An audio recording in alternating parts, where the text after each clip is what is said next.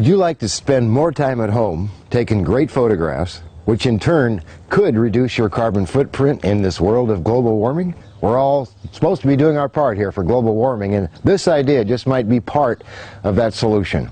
Hi, I'm Bryan Peterson, author of Understanding Exposure, Bryan Peterson's Field Guide to Understanding Photography, and Understanding Close-Up Photography. I've been invited to a neighbor's house and they wanted me to share with them this very same tip, and this tip's really simple.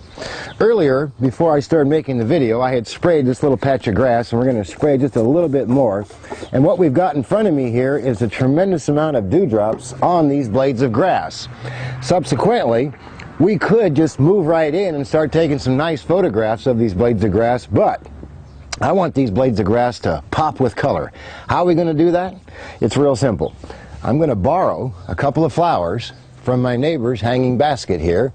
I'm going to grab a yellow one and I'm going to grab a red one. The combination of red and yellow is pretty striking.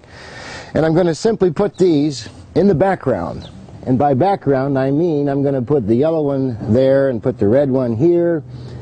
And now I've got a background of red and yellow that's going to allow me to dress up these blades of grass with the dewdrops on them.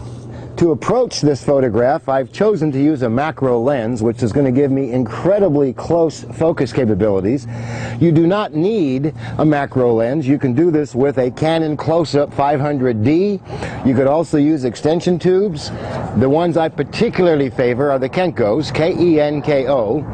And as I mentioned, the Canon 500D. If you're going to be using the 500D, you'll have a great amount of success with that when you put it on a telephoto zoom, particularly if you've got a telephoto zoom that has close focus capabilities.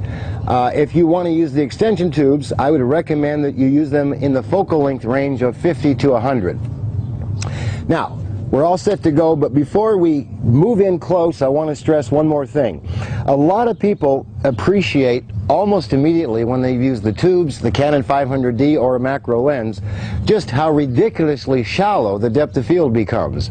Even with apertures of 16 and 22, when we're focusing in remarkably close, the depth of field has about a ½ inch to 3/4 inch max. That is to say, things that are in focus.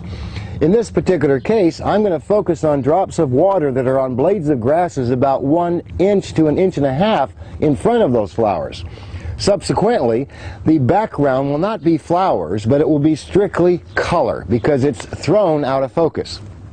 As a result, we're going to have a blade of grass, and if we get lucky, inside those drops, we will see the flowers, ironically, but we won't see them actually in the background beyond those drops.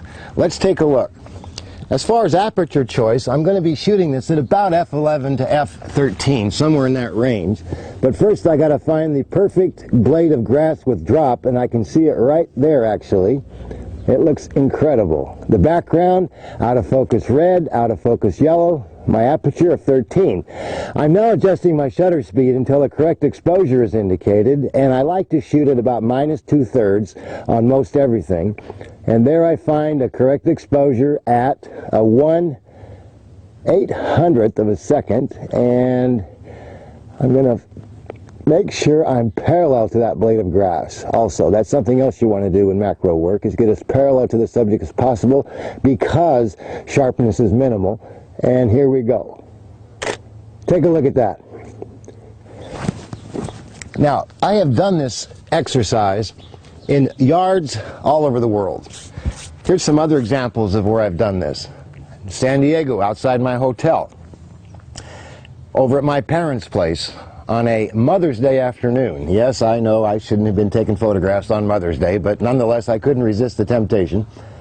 And finally, here's another that I shot at the base of the Space Needle in a little patch of grass that was there for the people walking through the park. My point is, it's an idea that has unlimited potential. And at this point, I do want to add, there are several people who have inquired and written me on a few occasions and said, like the idea, but I've got back trouble. Like the idea, but I'm not getting down there in the grass because I'm going to get grass stains on my clothes, although I think that's an awfully weak argument. You could put a 30-gallon trash bag down and lay on that. And then the third thing is, I don't have grass because I live in a condo or I live in an apartment. Well, I've got an answer for all three of you. And let's take a look at what that answer is. So what's my answer to those of you with back trouble? Those of you that live in an apartment? Those of you that just under no conditions are you going to get your clothes grass stained? Well, how's this?